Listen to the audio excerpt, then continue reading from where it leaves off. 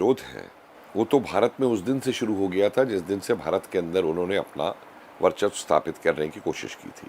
चाहे वो सन्यासी फकीर विद्रोह बंगाल में 1770 से है और 1857 तक आते आते करीबन 250 ऐसे विद्रोह हैं जो जगह जगह पे अंग्रेज़ों का प्रतिरोध किया गया। और 1857 जो है वो एक परिणति थी ऐसे विद्रोहों की जो एक साथ बन के पूरे राष्ट्रीय स्तर के ऊपर उभर करके आई। मेरठ और दिल्ली पर कब्जे के बाद पूरे उत्तर भारत, पश्चिमी भारत और मध्य भारत के कुछ इलाकों में तो सिपाहियों और नागरिकों के बीच अंग्रेजों के खिलाफ विद्रोह की तेज लहर चल पड़ी। इस लड़ाई के दौरान कंपनी के करीब 2.5 लाख सैनिकों में से आधे सिपाहियों ने अपनी अपनी रेजिमेंटों को छोड़ दिया और सेना के आदेश को मानने से साफ इनकार कर दिया। दिल्ली पर कब्जे के करीब 1 महीने के भीतर ही यह आंदोलन कानपुर, लखनऊ, इलाहाबाद, बरेली, जगदीशपुर, झांसी और बिहार समेत देश के अनेक इलाकों में फैल गया। पूरा देश अंग्रेजों के खिलाफ आक्रोश से भर उठा था। ब्रिटिश हुकूमत के शोषण और जातियों से पूरे देश की जनता परेशान थी और यही वजह थी कि पूरे देश की जनता इस लड़ाई में शामिल हो गई। अगले 1 साल तक देश में ब्रिटिश हुकूमत एक तरह से गायब रही। इसका विस्तार पेशावर से लेकर के और आसाम में डिब्रूगढ़ तक था, नीचे कर्नाटक में बेलगांव तक था, महाराष्ट्र में शोरापुर, औरंगाबाद, गुजरात में पंचमहल, उड़ीसा, ढाका, चिटगांव और पूरा अवध, मध्य प्रदेश, राजस्थान के इलाके। तो मतलब एक पूरे भारत का जो है भारत पूरे में विस्तृत था इसका जो क्षेत्र था विरोध का। दरअसल 1857 की क्रांति ब्रिटिश शासन की सालों से चली आ रही दमनकारी और अन्यायपूर्ण नीतियों के खिलाफ शुरू हुई थी। 1857 की क्रांति के प्रमुख राजनीतिक कारणों में से एक थी गोद निषेध प्रथा या हड़प नीति। ये अंग्रेजों की विस्तारवादी नीति थी जो ब्रिटिश भारत के गवर्नर जनरल लॉर्ड डलहौजी के दिमाग की उपज थी। इसके साथ ही भारी टैक्स और राजस्व संग्रहण के कड़े नियमों के चलते किसान और जमींदार वर्गों में असंतोष था। साथ ही भारत में तेजी से पैर पसारती पश्चिमी सभ्यता को लेकर समाज के बड़े वर्ग में आक्रोश था। इन सब के अलावा एक बड़ी वजह थी भारतीय सैनिकों और ब्रिटिश सैनिकों के बीच होने वाला भेदभाव और सैनिक छावनियों में भारतीय सैनिकों का शोषण। 1857 के प्रथम स्वतंत्रता संग्राम के तात्कालिक कारणों में से एक कारण इस बात की चर्चा भी थी कि 1853 की राइफल के कारतूस की खोल पर सुअर और गाय की चर्बी लगी हुई है। ये हिंदू और मुस्लिम दोनों धर्मों के लोगों की भावनाओं को ठेस पहुंचा रही थी। ये राइफलें 1853 के राइफल के जखीरे का हिस्सा थीं। इस कारतूस के इस्तेमाल पर जोर देने के विरोध में मार्च 1857 में बैरकपुर छावनी के 34वें नेटिव इन्फेंट्री के जवान मंगल पांडे ने अपने सार्जेंट मेजर पर गोली चला दी। इसके बाद अंग्रेजों ने इस रेजिमेंट को ही भंग कर दिया। वहीं 9 मई को मेरठ में सैनिकों ने नई राइफल इस्तेमाल करने से इनकार कर दिया तो उन्हें 9 साल जेल की सजा सुनाई गई। अंग्रेजों के इन क्रूर नीतियों ने भारत के पहले स्वतंत्रता संग्राम के शुरू होने की बीज बो दी।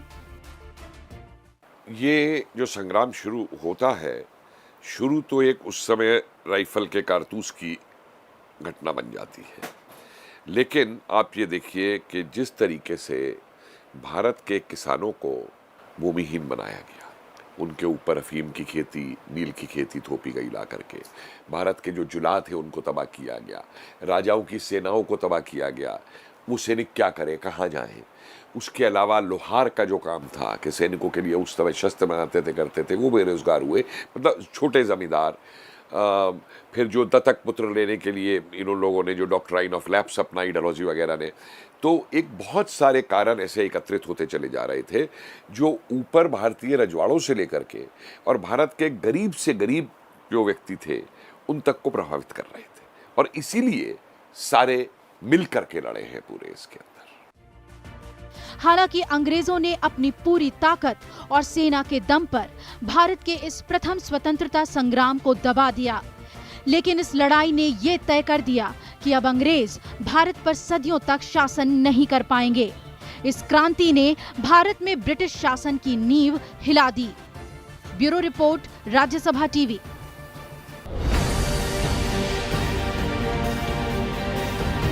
आजादी की पहली लड़ाई, जब अंग्रेजों को हिंदुस्तान की सरहदों से हमेशा के लिए खदेड़ने के लिए देश के वीरों और वीरांगनाओं ने हाथों में तलवार थाम ली।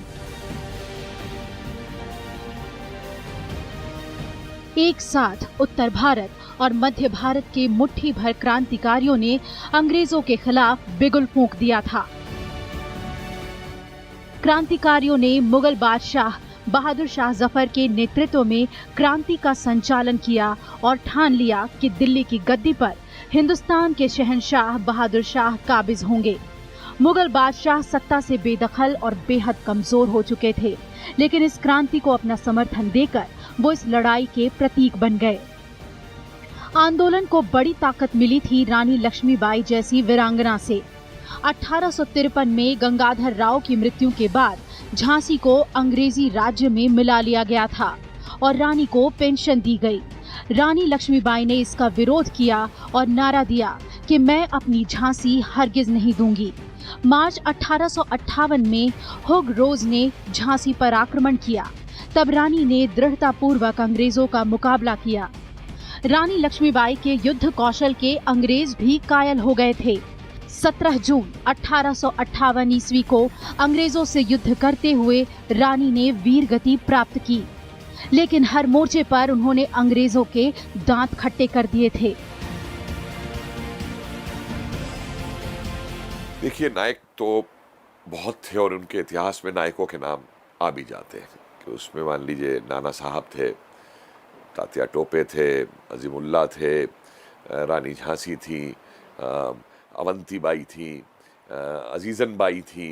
मतलब स्त्रियों के ऐसे ऐसे नाम आते हैं इसके अंदर। अब जैसे, और ये बड़े नेता हैं। आप देखिए मेरठ में शामली में आशा गुजर है, मामकौर है मुजफ्फरनगर के इलाके के अंदर। छोटी स्त्री, गांव से स्त्रियां उभर करके आई हैं इसके अंदर। 1857 के आंदोलन में मजबूत दीवार बनकर खड़े थे नाना साहब, जो कानपुर में विद्रोह का संचालन कर रहे थे। वो अंतिम पेशवा बाजीराव द्वितीय के दत्तक पुत्र थे। अंग्रेजों ने नाना साहब का पेंशन भी बंद कर दिया था। मंगल पांडे ने मेरठ में सैनिकों के खिलाफ आवाज बुलंद कर दी थी। मेरठ में विद्रोह आरंभ हुआ तो उसके बाद नाना साहब ने कानपुर पर अधिकार कर स्वयं को पेशवा घोषित कर दिया। उन्होंने मुगल बादशाह बहादुर शाह को भारत का सम्राट और खुद को उसका गवर्नर घोषित किया था। हार कर नाना साहब नेपाल के जंगलों में छुप गए और आज तक कोई नहीं जानता कि उसके बाद वो कहां गए। अंग्रेजों को सबसे ज्यादा परेशान किया तात्या टोपे और अजीमुल्ला ने। आंदोलन के विफल होने के बाद 1859 में आज ही के दिन तात्या टोपे को फांसी की सजा दी गई, लेकिन दोनों ने मिलकर नाना साहब के नेतृत्व में अंग्रेजों से कई युद्ध किए और लोगों को आजादी के महत्व के बारे में समझाया। मैं तो कहूंगा एक तात्या टोपे बहुत बड़े मिलिट्री स्ट्रेटेजिस्ट हैं इस पूरे उसके अंदर, और अनगिनत नाम है इसके। और मैं तो मानता हूं कि हर व्यक्ति इस समय नायक बन गया था अंग्रेजों के खिलाफ। वही अवध क्रांतिकारियों का एक प्रमुख केंद्र बन चुका था और अवध की क्रांति का संचालन बेगम हजरत महल ने किया।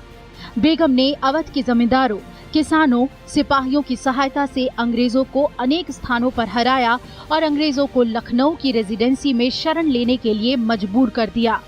उधर बिहार में जगदीशपुर के जमींदार बाबू कुंवर सिंह ने मोर्चा संभाला था। दानापुर में विरोध कर रहे कुछ क्रांतिकारियों ने आरा पहुंचकर कुंवर सिंह से विद्रोह का दायित्व संभालने को कहा। नाना साहब के साथ मिलकर उन्होंने अवध और मध्य भारत में भी युद्ध किया और जगदीशपुर, आरा में अंग्रेजों को हरा दिया। 23 अप्रैल 1858 में जगदीशपुर में उनकी मृत्यु हो गई। इलाहाबाद में कमान संभाले हुए थे मौलवी लियाकत अली और फैजाबाद में मौलवी अहमदुल्लाह ने अंग्रेजों के विरोध में लोगों को एकत्रित किया। देखिए, अंग्रेजों ने तो इसको दबाने के लिए कोई कसर नहीं छोड़ी। लोगों को तोप के मुंह से लगा के गोलों से उड़ाया गया। गांव के गांव जो है उनका नाम मिटा दिया गया नक्शे के ऊपर से। उनको जलाया गया, मारा गया। मतलब आज भी ऐसे ऐसे गांव मौजूद हैं जहाँ पे वो पेड़ हैं जिनकी लोग पूजा करते हैं, मुजफ्फरनगर में बागपत की तरफ, जिनके अंदर 50-50 स्त्रियों को जो है फांसी के ऊपर टांगा गया। तो मतलब कोई कसर उन्होंने इसको दबाने के अंदर नहीं छोड़ी। 1857 की स्वतंत्रता की लड़ाई में हिंदू मुस्लिम एकता ने भी अंग्रेजों को कई मोर्चों पर हराया। एक साथ हिंदू और मुस्लिम दोनों धर्मों के लोग और नेता अंग्रेजी हुकूमत के खिलाफ खड़े थे। फर्रुखाबाद में तुफजल हसन खान और बिजनौर के मोहम्मद खान ने अपने इलाके में मोर्चा संभाला, तो मुरादाबाद के अब्दुल अली खान, बरेली के खान बहादुर खान ने भी आंदोलन में हिंदू क्रांतिकारियों का साथ दिया। मंदसौर में फिरोज शाह आंदोलन को संभाल रहे थे और गोरखपुर में गजधर सिंह अंग्रेजों के खिलाफ खूब लड़े। 1857 के आंदोलन के सभी स्वतंत्रता सेनानी शहीद हुए, लेकिन सभी ने भारत को एकता के एक सूत्र में बंधने और आजादी के लिए लड़ने का संदेश दिया था, जो लौ की तरह तब तक जलता रहा जब तक भारत आजाद नहीं हुआ। Bureau report, Rajya Sabha TV.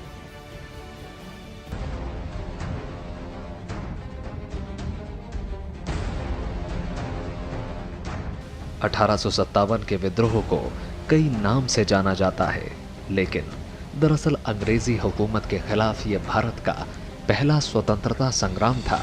1857 का संग्राम ब्रिटिश शासन के खिलाफ एक बड़ी और महत्वपूर्ण घटना थी। उस वक्त किसी को नहीं मालूम था कि इस संग्राम से जो चिंगारी धीरे धीरे भारत में फैलने लगी थी, वो अंग्रेजी हुकूमत को भारत से खदेड़ने के लिहाज से काफी महत्वपूर्ण साबित होगी। भले ही 1857 और आजादी के बीच करीब 90 साल का फासला रहा, लेकिन इस संग्राम ने आजादी की आंदोलन की नींव रख दी। इसके बाद पूरे भारत में अंग्रेजी शासन के खिलाफ एक लहर पैदा होने लगी। अंग्रेजी हुकूमत ने 1857 के संग्राम को कुचलने के लिए जिस तरह की निर्दयता दिखाई, उससे लोगों के बीच ब्रिटिश शासन की वास्तविक मंशा जाहिर होने लगी। लोगों में संदेश गया कि अंग्रेज किसी भी तरह से भारत पर शासन करना चाहते हैं। हम कह सकते हैं कि 1857 के संग्राम से बाद के आजादी के आंदोलनों को प्रेरणा मिली। इसने बाद के आंदोलनों को एक नई ताकत दी। जिस विद्रोह को अंग्रेज कहते हैं कि उन्होंने दबा दिया, मैं उसकी व्याख्या इस तरीके से करता हूं कि ये आग दब जरूर गई थी, लेकिन बुझा नहीं पाए थे, और इस आग ने एक चिंगारी का रूप ले लिया था।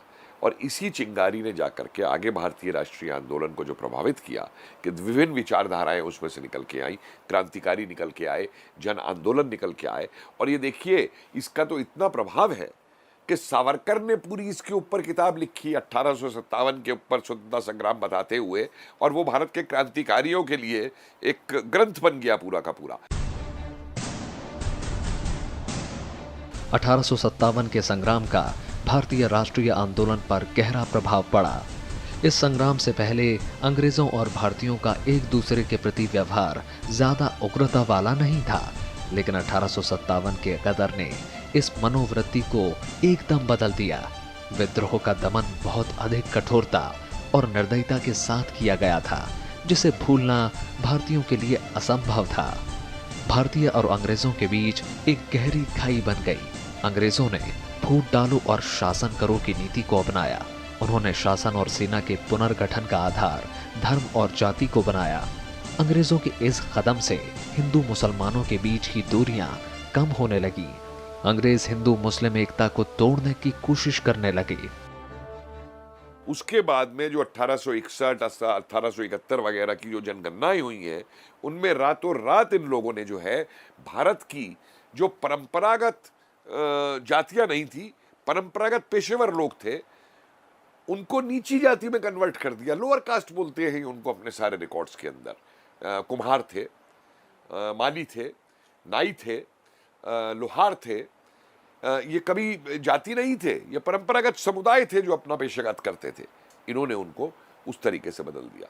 और दुर्भाग्य ये रहा कि हमारे इतिहासकारों ने इन चीज़ों को समझने की जगह केवल ये मान लिया कि एक सामंतवादी विद्रोह था और वो था, और उसको हमने जांचने की कोशिश नहीं की कि इसका क्या। और जो अंग्रेज़ों ने नीतियाँ अपनाई फिर इसके बाद में, उस नीतियों के विरोध में ही फिर और जो है राष्ट्रीय आंदोलन खड़ा होता है पूरा उठ करके। 1857 के संग्राम से भारत में राष्ट्रवाद और पुनर्जागरण का बीज बोने में मदद मिली। भारतीय राष्ट्रीय आंदोलन के आंदोलनकारियों को 1857 के संग्राम से हमेशा प्रेरणा मिलने लगी। 1857 में आजादी की जो मशाल जली, उससे ही आगे चलकर अंग्रेजी शासन के भारत से निकलने का रास्ता तैयार हुआ। पहले स्वतंत्रता संग्राम का सबसे महत्वपूर्ण प्रभाव भावी ब्रिटिश भारत की शासन व्यवस्था पर पड़ा। कंपनी के शासन का अंत हो गया और भारतीय शासन की बागडोर ब्रिटिश साम्राज्य के हाथों में चली गई। भारत के गवर्नर जनरल को वायसराय कहा जाने लगा। भारत सचिव के साथ 15 सदस्यीय भारत परिषद की स्थापना की गई। अंग्रेजी हुकूमत ने ऐसा दिखाने का प्रयास किया कि वे भारत शासन व्यवस्था को उदार बना रहे हैं, लेकिन वास्तविकता ये थी कि वो भारत पर अपनी जड़ें मजबूत करने के लिए यहाँ के लोगों के असंतोष को दबाना चाहते थे। हालांकि अंग्रेजों की मंशा को भांपते ज्यादा देर नहीं लगी और 1857 के संग्राम के 90 साल के भीतर ही ऐसे हालात पैदा हुए कि अंग्रेजों को भारत से निकलना पड़ा। Bureau report, Rajya Sabha TV.